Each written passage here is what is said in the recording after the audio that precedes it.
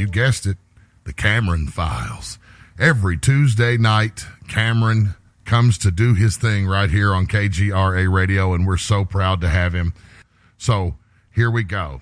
We've got Grant Cameron back off the road. He's been on a whirlwind speaking tour up in Canada, in the beautiful home country where he lives, and look forward to hearing a little bit about his journey there. Grant, how did it all go up in Vancouver and Toronto? Yeah, it was a pretty good turnout at both places. Very exciting. A lot of speakers in Toronto. That I think is going to end up being a pretty big conference. A little tough driving back and forth to Toronto. It's a couple-day drive for me. I don't live near anything. And I had a little incident at the Vancouver thing. I'm writing an article. Anyway, it was at the Vancouver conference in the question and answer. We'll know what I'm going to be writing about. There was a little bit of a controversy about something I said. And but we're back home again. And since I got home, really a lot has broken. And so tonight I want to bring on a guest that we just got a few minutes ago. This is almost like CNN breaking news. So we'll go with it, and we'll see where it goes. And then on the second half of the show, I'd like to talk to you a little bit about how I got started with the show and the little conversation we had in Eureka Springs. And I'd like some people to hear some of the stuff you said. I was very impressed, and it was one of the reasons I decided to join the team. I'm all about it, Grant. Let's do it. Beautiful. Okay, good evening. It's July 3rd, 2018. This is Grant Cameron, and you're listening to The Cameron Files. Thank you for taking time to listen. Fasten your seatbelts for takeoff. We're about to go very, very fast. Originally, I had a bunch of people scheduled for tonight. I was going to bring on my friend from Hollywood, Chris. This is this very high-level Hollywood guy. He's got two family members with stars on the Hollywood Walk of Fame. He's been on the red carpet a number of times himself. The people in his family are the who's who of the Hollywood and the music world. And he was originally going to be on tonight, and we just kept moving from guest to guest. He's going to be on, I believe, next week. But I put on my Whitehouse UFO YouTube channel an interview we just did with Chris in Hollywood 2 nights ago. And in that interview, we talk about him and his bird experiences. A number of experiencers, and Chris is a full-blown experiencer, have bird experiences. And I heard from Desta, who is my assistant here in Winnipeg. She had a number of conversations with him, and I started hearing all about these birds and rabbits. And so we brought him on, and we did an interview with him, and that'll be at my Whitehouse UFO YouTube channel. And the second one we did with him, we talk about the orbs. He and a number of people have been filming orbs. I will eventually do a show on orbs, and I'm going to bring a bunch of these spectacular cases of people who have experiences with orbs, who have filming orbs. And Chris tried to film these, has been working on these orbs. Strange as it seems, he's in Hollywood, and he doesn't use a camera. He's never used a camera before. He does not have a smartphone. He really has nothing. He's really not technologically advanced. So he's busy buying cameras, more expensive cameras, and he's trying to film these orbs that he first told me about many, many months ago. So we'll have him on next week. And the guest I have today is a fellow by the name of Alien Protocols. He can use his own name if he wants. And this is sort of a breaking story. As people will know, I spent a lot of time chasing around the disclosure story. And I say there are two different stories. There's the consciousness story, which is the rabbit hole story. And then there's the disclosure story, which I call the rat hole story. And I've been in it for a number of years. And this afternoon, a couple of hours, it just ended about an hour ago, there was a meeting that was held, and I was at the meeting, and Alien Protocols was at the meeting.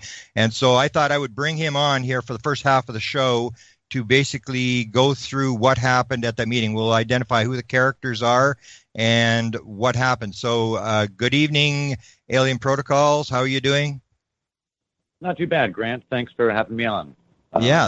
Thanks for coming on such short notice. Yeah, it was. So can you maybe spell out for the audience the characters, because you have been following the same characters as I have, and you may actually have been involved more, because we're talking about first Kevin Alber, who last week you hosted a meeting that I have, a Zoom rabbit hole meeting that we have on the internet.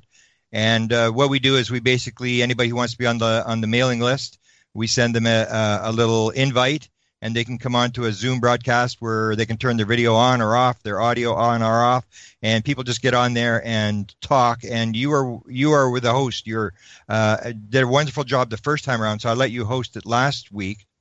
And this Kevin Elber guy was supposed to come on. So can you start from there, who Kevin Elber is, how that fits together, and how this meeting occurred this afternoon? Sure. Basically, Kevin is apparently, he is the current CEO, from my understanding, of the group that Joe Firmage has been working to finance, that has created this device that's called Vert, V-E-R-T. And what it is basically is an electronic gyro that spins at an incredibly fast speed and is purported, they have been billing it as something that defies gravity, it nullifies gravity, and is a propulsion device. And on several videos and investor videos, it's supposed to basically take you flying throughout the universe. This project has gone through a lot of different incarnations. It's gone through a lot of different behind-the-scenes drama and financing. And Joe Firmage is basically the heart of it. And Joe is a internet, basically a genius from the real internet heyday, who made a lot of money and has poured millions of dollars into the quest for anti-gravity and these advanced propulsion and energy systems. So he has teamed up with Kevin and a few other people and scientists, and they have in Utah this facility where they've been working on this device. And the backstory to today was some fears that were being put out there that there was either going to be an apocalypse sometime before the 4th of July or the 4th of July. And this was propagated by Ron and Aaliyah. Pandolfi. Can you explain who they are? Ron and Aaliyah, can you explain? Sure. Ron is, or was, the head of the Weird Desk at the CIA, which was in charge of just science and extreme. Handled UFOs, apparently, and much more. So Ron is apparently very much in the know. He's very well connected, and he has a lovely and very intelligent wife named Princess Aaliyah. Everyone calls her Princess, and gives her a lot of respect. And so this whole device and this whole fascinating group of people have also been purporting and pushing the story about different aspects of this device that aren't just propulsion. Apparently, tonight I heard for the first time that it has free energy potentially involved with it as well, too. And, of course, there's been discussions of portals and strange activity, more than one strange event that's been happening around this device. So the whole thing seems, tonight it was just very much more of the same. There was a long discussion by Kevin. This was supposed to be a real big eye-opener tonight, or some big announcement, and it really ended up being much ado about nothing. Kevin spoke in very vague terms about the project, indicated that he called it a widget. So, that kind of demeaned, I think, a revolutionary device by calling it just a widget. And even Joe himself said that they were still in the testing phase to see if it's viable after 9 incarnations of the device. I thought that was a little interesting reveal as well. So it's a convoluted group and a convoluted story. But it's... Yeah. Were you surprised that... Sorry, go ahead.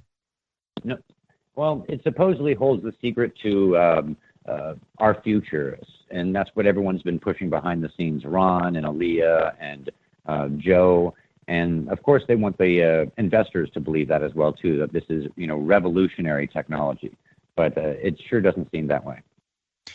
What did you think about? Have you heard this Code 42 thing? This was just more they enjoy the storytelling. That group of people knows that they have a lot of ears. So they, behind the scenes, must have been laughing just like we are now about Code 42. And I'm sure they came up with something to say, like, get back on track, Code 42.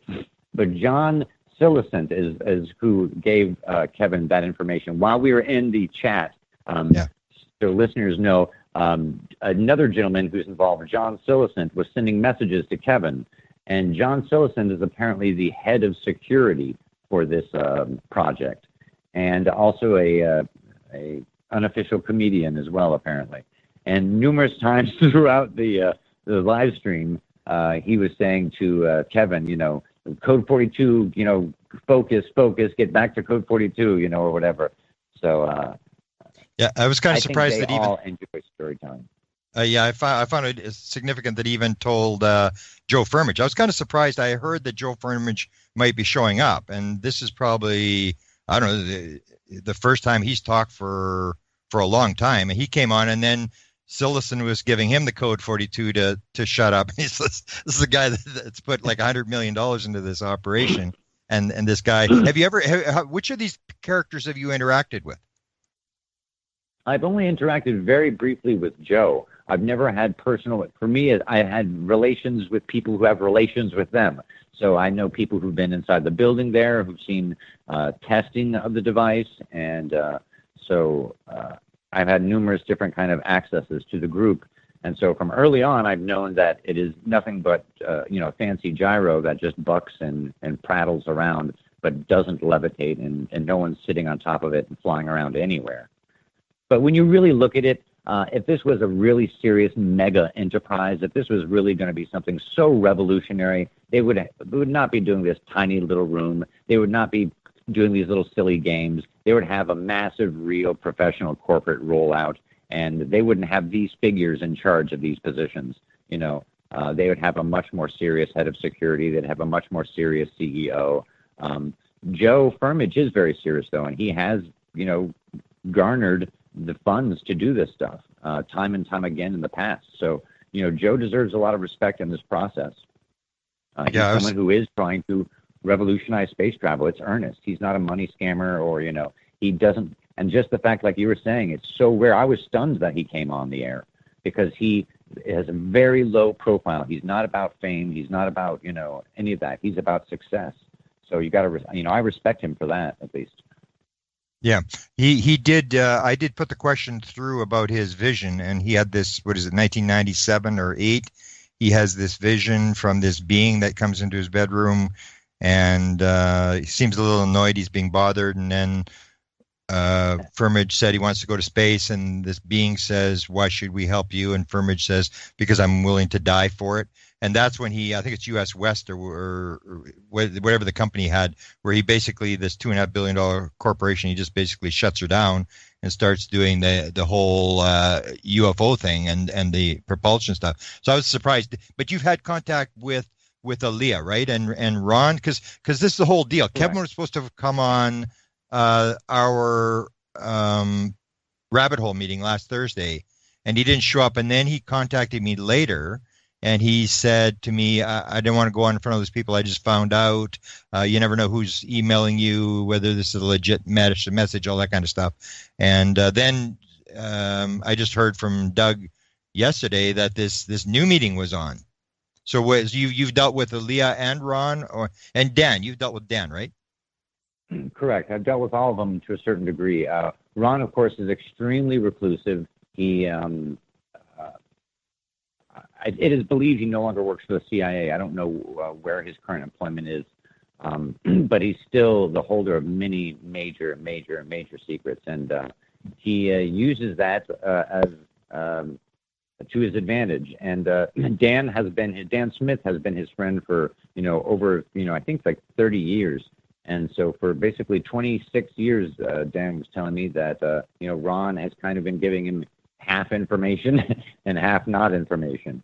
And so it's a real interesting dynamic where Dan goes to their house. And a lot of different people have had relations with Aaliyah, because she's a very approachable human. She's very, you can talk with her about anything from portals to, raising chickens. And that's what we had a little bond on chicken raising, since I was raising chickens as well. But she spoke tonight for a long period of time, and that was very unusual. Usually she doesn't speak for that long. And it was, very philosophical stuff, and it was nice. It was good. It was refreshing stuff. But, Kevin went on. And in fact, he was even trying to besmirch your name. And he quickly got, I guess, corrected by the group. That was that was the thing about Firmage's engineer where they met. Is that the thing where he's talking about? Firmage's engineer drove me from Contact to the airport. Correct. Yeah. And so then I challenged it. It was, and I did talk to that engineer. That was Firmage's head engineer. And I did ask him questions, but I'm not interested in the technical aspects of what they're doing. I was more interested in what did he get out of the vision? Do you have money? Are there investors? Because Ron was apparently telling some people that, this thing was a bomb. There's nothing happening. Firmage is crazy and this kind of stuff. So that's what I was asking the engineer. It was Mike Barra was in the back seat. He was doing all the technical stuff, and they were going back and forth. And Kevin did make the proper statement that this guy was not covering anything up. He was very open. I could have asked him anything I wanted. So we got about a minute and a half to break. You are doing the Portal Zendra thing. You had an event last weekend. Maybe just sort of briefly describe what you're doing, and did anything happen? Because I think Katerina was with you last weekend, my friend. We've been basically doing the Contact thing, CE5 thing, for about almost 5 years now. It's been growing over time, and really more intensively the past 3 years. And CE5 is basically a close encounters of the fifth kind protocol, where you go through a series of different protocols designed to initiate contact. And usually it starts at a distance, like orbital level. You'll see stuff in the distance, and then it gets closer and closer and closer, and then weird stuff really starts happening. And so that's basically, we're no experts. We're just starting into this stuff, and we've encountered some really weird stuff, but it's a process, and anyone who's involved with CE5 will tell you that it is a process. It starts initially very distant kind of encounters and experiences, and then they start getting closer and closer, and you learn over time that a lot of this, if not all of it, has to do with your state of mind and your consciousness and your subconsciousness. Who you are as a human, I believe, has a part to do with it as well, too. For some reason, this phenomena is connected to creators. For some reason, I think these advanced civilizations, or whatever they all are, I believe there's different entities, that there is a fascination with creators for some reason. And so musicians and writers and performers and people who create as opposed to destroy have a tendency to get a little bit more action. And that's the basic of it. And we've been getting closer and closer activity and really weird stuff. Okay. So I'm going to bring you back on the show down the road, and we'll go through your whole protocol and what's happened. And I want to thank you for coming on, and let's stay in touch with what happens on this Firmage Pandolfi thing. And I appreciate your input. Our pleasure, Grant. Thanks so much. Okay. Thank you. All right, guys, we're going to go ahead and take it to break right now. You're listening to the Cameron Files exclusively on KGRARadio.com. We'll be right back after these messages.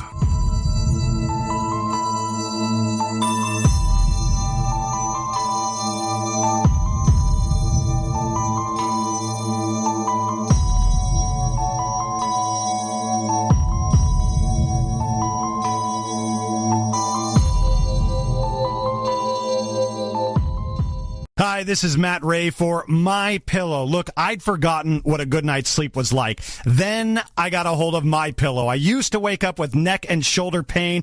I thought it was the new normal. But after one night of using My Pillow, my neck and shoulder pain is gone, and I'm sleeping comfortably through the night. My Pillow's patented interlocking fill conforms to your personal sleep needs. It's guaranteed not to go flat. It's washable, it's dryable, and it's made in the USA, not to mention the 10-year warranty. Try it risk-free with a 60-day money-back guarantee. What have you got to lose besides back pain and shoulder pain? Right now, America's First News has a great deal. Try it for yourself. Call now. You'll get 50% off a 4-pack. That's 2 premium pillows and 2 travel pillows. Call now, 800-716-4835. Use the promo code RAY, R-A-Y. That's 800-716-4835. Use the promo code RAY. I want you to meet the owner of Life-Changing Tea, Ronnie McMullen, because this will change your life. It's so good for you. And I love the fact that Ronnie McMullen is a former talk show host who knows talk radio. This is a guy knows great health and came up with this amazing product called Get the Tea. I'm going to tell you all about it. Ronnie, welcome to the Mike Gallagher Show. How are you? I'm doing good. How you doing, Mike? I'm great. I got to hear how you went from talk radio to the CEO of Get the Tea. It's a weird story. I'll make it quick. I got sick. And so as soon as I got sick, I looked for natural remedies. And next thing you know, I was in there getting stuff together and putting things together, learning about what makes you better, what doesn't. And the rest is history. That was 11, 12 years ago. People they're waking up. They're saying, you know what, we don't want the GMOs anymore. We don't want the garbage pesticides, herbicides. So we want to get cleansed. And that's exactly what Life Change Tea does. To order, go to getthetea.com. Not available in stores. Go to getthetea.com. That's getthetea.com. Whoa.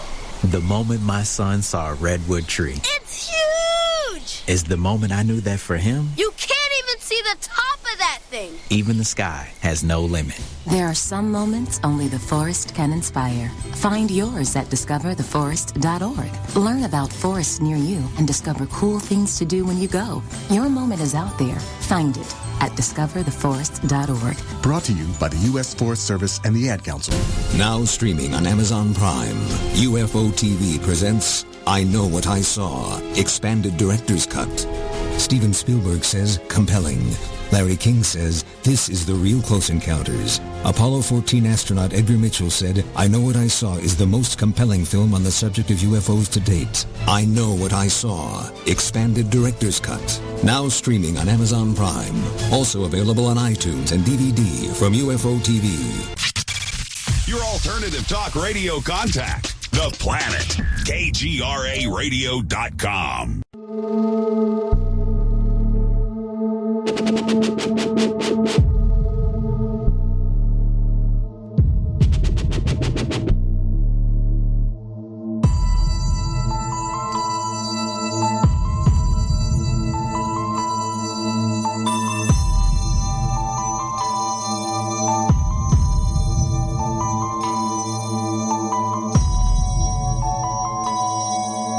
Welcome back to the Cameron Files exclusively on KGRARadio.com. Thank you all for joining us tonight.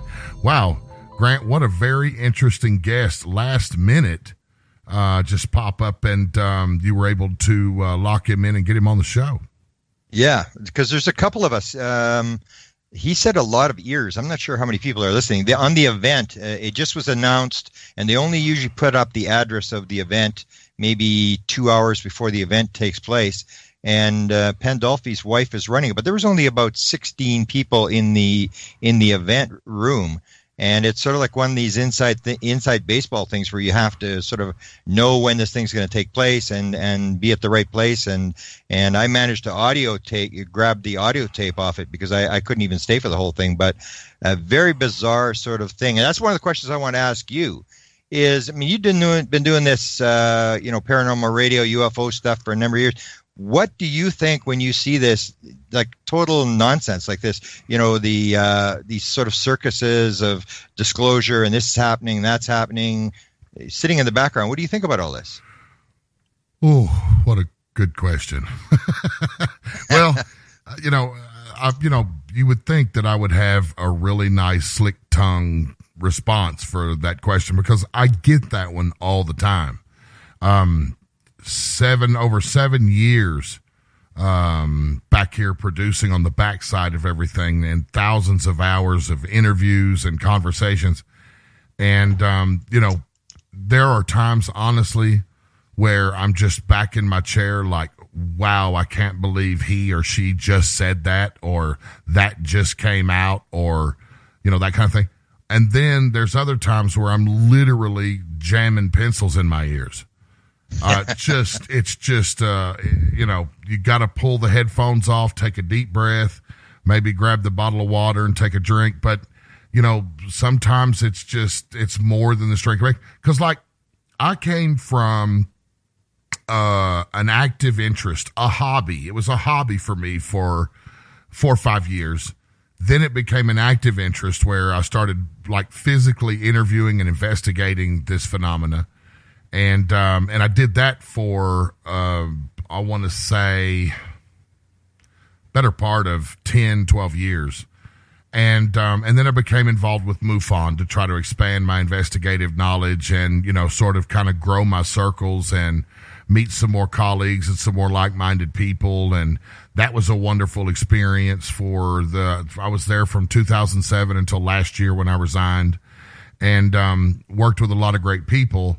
But, when you come from an active investigator, sort of standpoint, then you find yourself, sitting in a chair for 12, 15, 18 hours a day, working on building a radio station and then producing that radio station live all that night.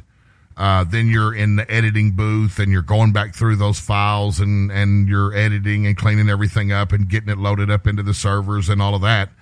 I really didn't realize that I was kind of losing touch with the way I thought before, when I was sort of a nuts and bolts, hands-on investigator. And really my specialty was the interviews and talking with the people.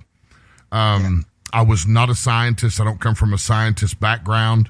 And, so I really was challenged when I got into, the numbers and the science and the data and the scientific method and all that. My personal, I want to say, my personal expertise or my personal favorite thing about investigating was looking into your eyes, Grant, when you talk to me. I can feel you. You know what I mean? I have, I have a gut sense, whatever you want to call it. I just have a pretty good way of connecting with, with the people that I talk with. And so the interviews was my favorite part. When you're talking to a brigadier general from the Air Force or a teacher from an elementary school, their occupation and their background really doesn't matter. You can really get a feel and a sense of, did they really go through this? Or, is this, something, are they having mental problems? Are they having drug problems? You know what I mean? You have to kind of go through and weigh all this stuff out and ask specific questions and look for specific answers, and body language goes a long way. And that's what I was doing. And then all of a sudden I'm behind the mic and I can't see anything. I can't look into anyone's eyes. I can't see what they're doing when they're talking. I went to a totally different place. But I will say this. After 4 years or so of sitting in this chair, I don't know that there's anybody that has their thumb on the pulse of what's going on out here than me. Because I've heard everything from, I've heard sitting international directors at MUFON say that they wouldn't doubt that MUFON wasn't infiltrated by the government, to off, and this, the stuff that's in between the breaks and off the air and behind the scenes. I mean, I could write 3 books, 3 600-page books. I'm not kidding. On race, this doesn't go on the air, this doesn't go public, this stays in house, blah blah blah blah blah. And but I'm telling you this, there's really none of it that is earth shaking to me now. Back then, it was. But I'm to the point now where I really think the U.S. government has had this interest. And when I talk to government officials and people who are former and current, you know, I find myself less and less interested over there. It's hard for us to all trust our governments now anyway. And if they did come out and say it, are we really going to believe what they tell us? You know, I mean, it's hard to, you know, but you know, folks like you and others that are so passionate and so dedicated about what is going on with this phenomena and this real issue that confronts us and has for millennia, probably. You know, I just find myself turned one way and then back the other and then one way and then back the other till now that I'm to the point that I've heard so much, Grant, that I wonder if people really are ready for the true reality of this phenomena to come to the forefront, to come to the public. I really wonder, I honestly really, really wonder if the public can honestly handle it. Because, you know, when you look at the mainstream media, just turn it on for 5 minutes. I don't know that I would trust some of these people with money to go to the shopping center for a loaf of bread and some eggs and them get it right. The population here, and I'm sure in your country too, most certainly in Europe, they're not the most mature at 30 years old. Like 40 years ago, an 18-year-old young man, he was fully grown. Yeah. Now, you know, 18 years old is the new 5, you know? And so, you know, and there are a lot of good people, a lot of talented and really well-educated, well-intended good people out here grinding away and doing this work. And for them, KGRA was created. People just like yourself, people just like Richard Dolan, people just like John Burroughs and Linda Moulton Howe and L.A. Marzulli and Jill Hansen and Commander Cobra and everybody, you know, Mark D'Antonio, everybody that's here. There are people that in my heart I feel are doing good works. And, you know, Grant, I'm just going to say this. I can sum it up sort of like this. It's sort of like a sport. This is a sports metaphor, let's say. You know, there are, if you divvy up all these different factions and just kind of call them teams, everybody has a team. There are the skeptics, and then there's the debunkers, and then there's the UFO police, and then there's the researchers. There's the armchair researchers. There's the real researchers. There's the phony-ass researchers who have popularity and claim to be researchers and claim to be investigators, boots on the ground and this and that, and they haven't kicked up dust in 20 years, and everything they do is photo ops. And then there's the archivists who dig through Freedom of Information Act requests and archives of documents, and there's so many different teams in this game. Yeah. But I think honestly it takes them all. Yeah. I mean, look, when we're going to be public, Grant, when we're going to put all this stuff out here in the front, instead of staying back in the background and keeping everything to ourselves and not saying anything until we have that body or we've got a live ET sitting next to us ready to roll them out at the National Press Club or whatever, or an actual off-world machine that, you know, can be proven to be advanced technology that wasn't made here on Earth. You know, until you have all of that, you know, we'll go out to Palmdale and roll this out to the world. You know, what do? You either stay behind the scenes or you work together with those that are like-minded and doing the same thing, and you work in the public, because you never know when you're going to be able to reach someone who has that nugget of information or that piece of evidence that can add to what's already been done and complete that puzzle and turn the tide in this adventure we're all on in our seeking the truth about the true nature of the UFO phenomenon. So it takes a lot of courage, Grant. I told you this that night when we were on the balcony having Stellas. It takes a lot of courage, a lot. And I didn't know this early on. I really, I wasn't messed up about living in the kook factor. My family already thought I wasn't wound too tight already, so I didn't have to, and my friends in school, so I didn't have to worry too much about that. I've always marched to the beat of my own drum for the most part. Beautiful. And, so it for me, it's been a crazy adventure. It's been a wild ride, and I wouldn't change it for nothing, and I don't intend on changing it anytime soon.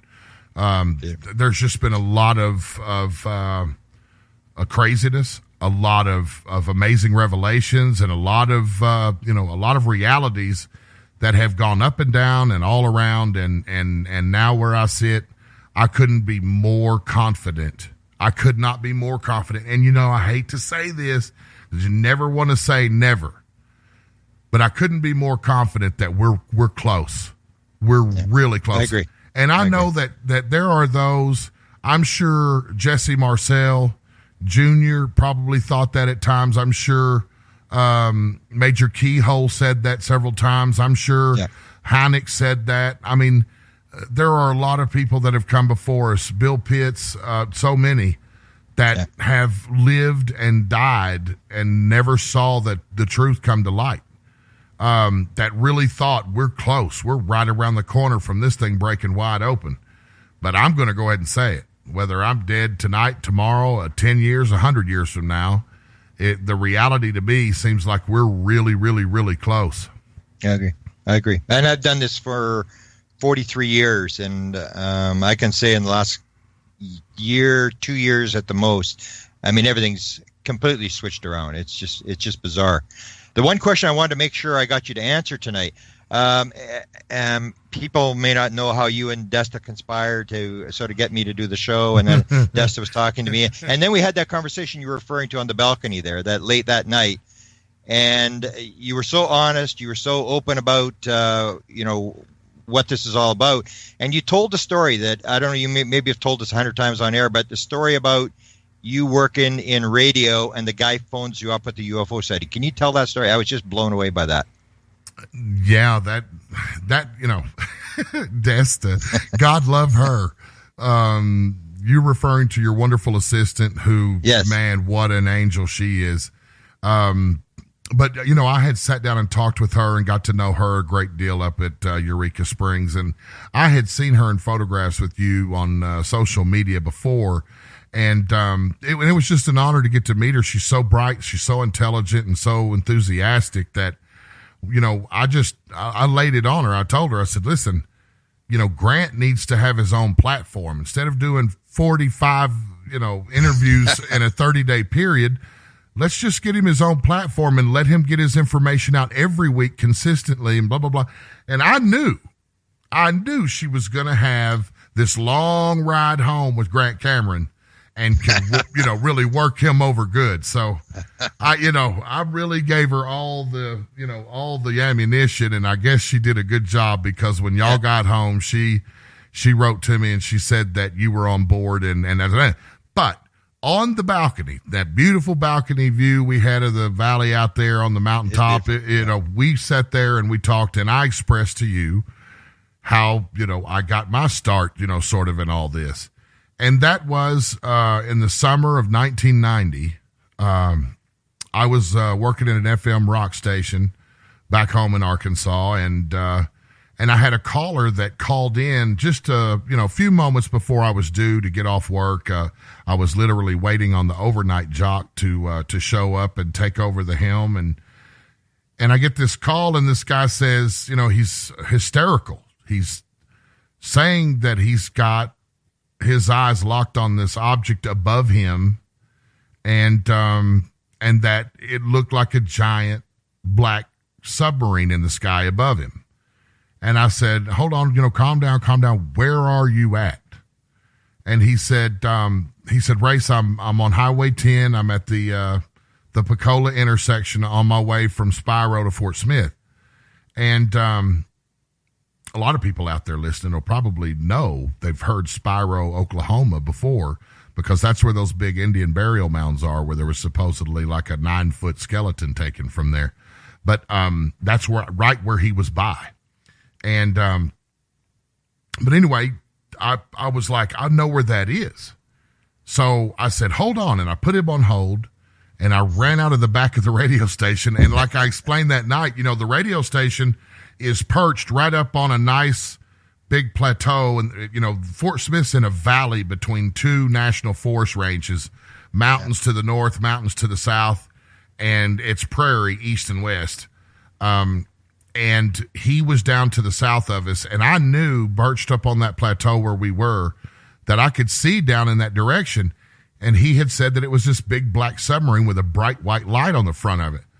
So I went out the back of the station, and sure enough, there was that light hanging just about 25, 30 degrees off the horizon from where I was.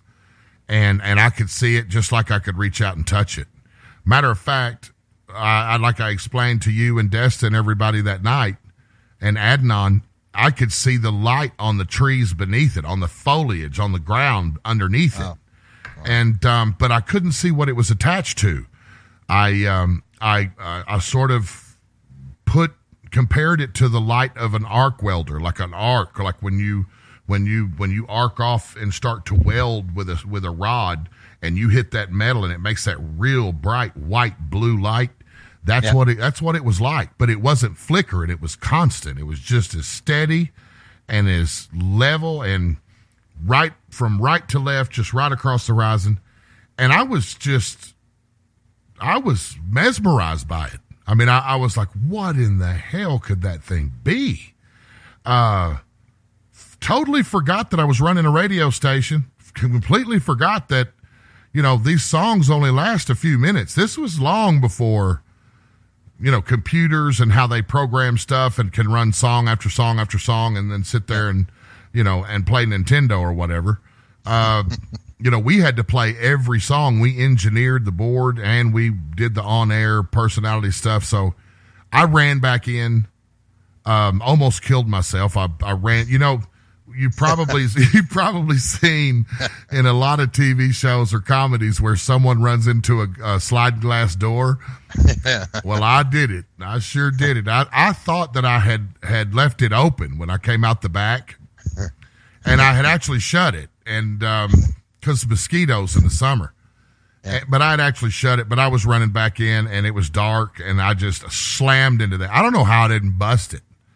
I slammed into that thing face first, and I was like, that's going to leave a mark. And I threw it open, ran in, grabbed a song, threw it on, and picked up the phone. I said, "Are you still there?" And he said, Yeah. Did you see it? Did you see it? I said, "Man, I saw it, but I don't know what that thing was." I said, "How did you see it?" And he said he was at the stoplight. See, you have to imagine this is a little, very, very small farm town. Very small. I want to say maybe 1,500 people in this town. And there's one stoplight where one highway intersects with another. Two two-lane highways intersect with one another. And it's a T. It's like a three-way light. And he was sitting at that light, Grant, and he could see the shadow, like it was really bright out, like a full moon. No, nothing out of the ordinary light, but the shadows were moving under the trees. And under the street light that hung out over the road, the shadows were moving. He literally, the light turned green. He pulled up. He pulled over on the shoulder of the road. He got out. He looked up, and right above him was this object. And the only person he could think to call that late at night that would answer the phone and probably could see it was us. And so that's how my active interest in the UFO phenomenon got started. Now, I had talked about UFOs before and with, friends and people that had seen things. And my mother, a Cherokee Indian, she absolutely believed in UFOs and had seen them herself. And Fort Smith had a history of sightings out over the Chaffee base, the Army base. And it was in the newspaper several times, Southwest Times Record. had reported stories on objects in the sky and that had flown right over the airport out there even. Mm-hmm. And hundreds of people had saw these objects. So I had heard about it growing up, and, you know, I wasn't in the atomic age, but I was in the space race. I was born in 68. So 1 year later, we were on the moon, and I remember a couple of years later, I think it was in 73, I was about 4 years old, 5 years old, my dad holding me in the driveway, pointing up to the moon saying, son, there's a man on the moon tonight. So it was just an amazing series of events that got my interest in this, but that's the story of how I got involved in it. And I did share it with you that night. Yeah. And, and I know your story, Charlie Red Star. We all, everybody that's a fan of Grant Cameron's and followed your work, we all know that story. So, that was one of the things that turned me around, because I figured, I did really want to do it. And then when we had that long chat, I figured, this is a good guy.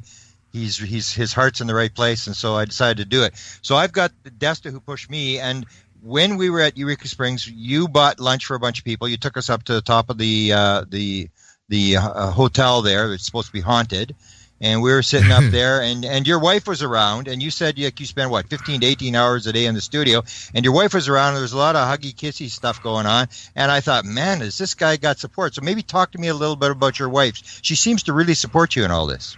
Robin is absolutely the rock that made it possible for KGRA to be built.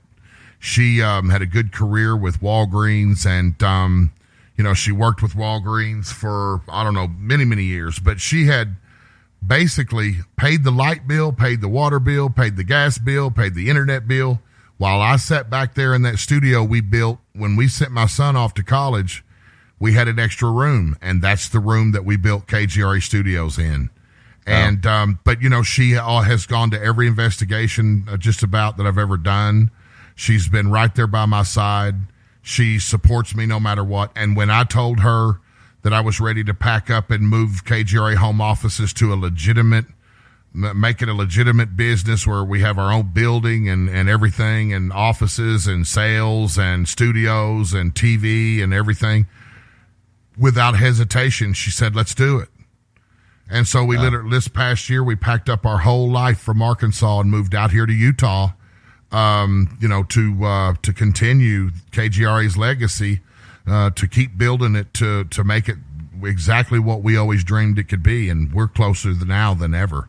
So she definitely is my rock and my support. And, she's my best friend and my life partner. And it was just a God thing that I ever met her.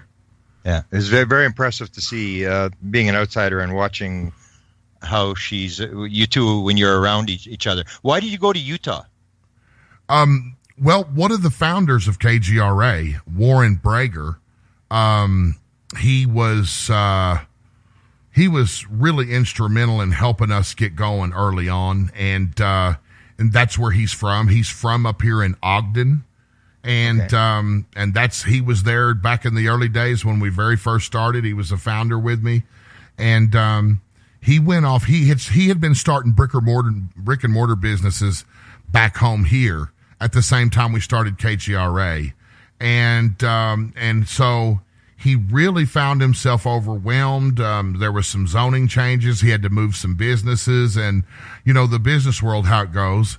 And so he had to pull out, so that he wanted me to be able to make some room for another partner that could come in and give me a hand, because he really felt like he wasn't pitching in, and he's just a really noble stand-up guy. Well, he did very good. He did very well for himself. His businesses is spread. He's got several businesses in, 2 or 3 states, and he did so well. And he came back and he called me and he said, Race, he said, I'm ready to come back and invest back into KGRA. And so we partnered back up, and he wanted to move me out here. He was like ready to buy a building or lease a building or whatever we needed to do. And so he went ahead and leased the building, but he couldn't be here and there and everywhere at the same time. So he wanted me to come move out here. But at the time, my mother was having some health trouble, and I know we're running out of time here, but I couldn't leave at the time. But, a year later, we've invested about $250,000 in KGRA, and it's time for me to make that commitment and back him up and come out here and start to make this thing work. So, that's how we got here. Wow. Well, when I said to Desta when I decided to make the deal, I said, well, if I'm going to interview Race as part of the deal, I'll do the show, and I got my wish. So thanks a lot, Race, and hopefully we can chat down the road and have another conversation on the balcony. Hey, I look forward to many more of those, Grant. You were one of the first big names in ufology, one of the first personalities I'd ever seen on like UFO files and on TV that ever gave me the time of day. So whatever I can do to help further your research and help your work, I'm always going to be here for you. And Desta, you're lucky to have her, and she's the associate producer of this show, and I thank her. Without her, this couldn't have happened. Thank you, sir. Thank you, Grant. And I'm going to go ahead and call it. We've got L.A. Marzulli on deck up next. So, ladies and gentlemen, thank you for listening to another edition of the Grant Cameron Files right here on KGRA Radio. We'll be back next week with another fresh show for you, so make sure to tune in Tuesday nights and run and get the KGRA mobile apps. If you've got a smartphone, grab the KGRA mobile app. It's free, it's fully integrated, and it will ping you and give you a notification at the beginning of all your favorite shows and let you know so you never have to miss a live show again. Thanks again for joining us, and we'll see you next week. This has been the Cameron Files on KGRARadio.com.